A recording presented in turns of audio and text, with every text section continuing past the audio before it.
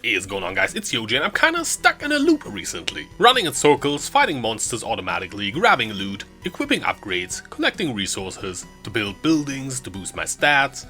You know, the usual. Loop Hero is a very simple game. But in its simplicity lies a very calming and yet addictive charm. I want to recommend this game to you as a non-sponsored video just because I enjoy it so much. First of all, the soundtrack is catchy to me as an old NES and SNES MIDI music connoisseur. And the graphics of this game are about the same as Path of Exile, in a juiced map with dynamic resolution enabled. Is the stat and gear system super deep? Does the game have a huge passive tree with thousands of nodes? Engaging combat? Tons of skills? Lots of classes to choose from? Nope, doesn't have any of that. But it's still pretty fun. There are 3 classes, the warrior, the rogue and the necromancer, 2 of which you have to unlock first. Items have rarity and affixes, which give stat boosts that you can focus on and combine and balance out to build a character. But it is not a super deep system by any means. Combat is automatic and pretty simple, as is walking. Your character walks automatically in the circle. You do get a few passes when you level up, but that's it for your character really. Oh, and the whole game is a roguelite. That means you gain permanent upgrades in between your runs in the form of resources you use to build a settlement. These upgrades give you permanent stat boosts and access to new cards you can use during your next run. Oh yeah, right, the game has cards, and we'll talk about that in a second.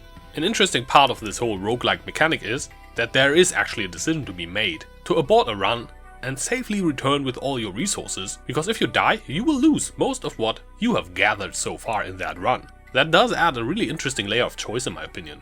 But at its worst, the game can feel a bit grindy in its progression that way. Because if you take a better safe than sorry approach, you will end up cancelling a lot of runs to keep your resources. And if you YOLO into the bosses a lot, you won't keep that many resources if you die, making less and less progress. But I still think that's a cool decision to have in the game. Okay, so about the cards. Before each run you put together a deck of cards.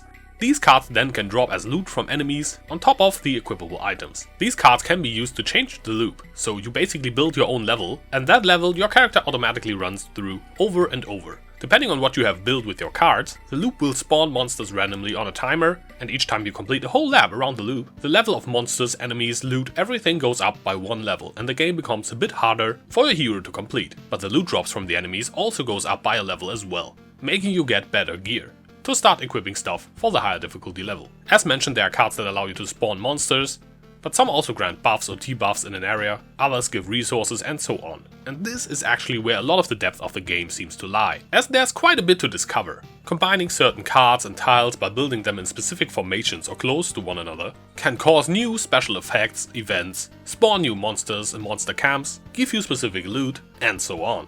And finding these and trying out new combinations can be very engaging and rewarding in this game. And I think that's a big factor why I've been enjoying Loop Hero so much, as you have to find these combinations out by yourself and the game doesn't actually tell you a lot of this. It's this old school game discovery charm the game has where you take notes and try random stuff in hopes of finding cool new things, and you do actually find cool new things this way. This is why, if you actually decide to pick up Loop Hero, I recommend you do not look up anything online. No guides, no spoilers. Try to go in as blind as possible, because the discoverability is the strength of this game, and you would ruin it for yourself.